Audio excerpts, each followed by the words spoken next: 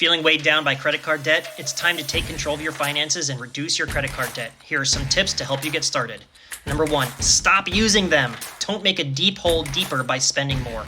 Cut up your cards or at least put them away in a deep drawer. Use cash or a debit card instead. Number 2, make a budget. Track your income and expenses and see where your money is going. This will help you identify areas where you can cut expenses and put more money towards paying off your debt. Number 3, prioritize high-interest credit card debt. Pay off the credit cards with the highest interest rates first.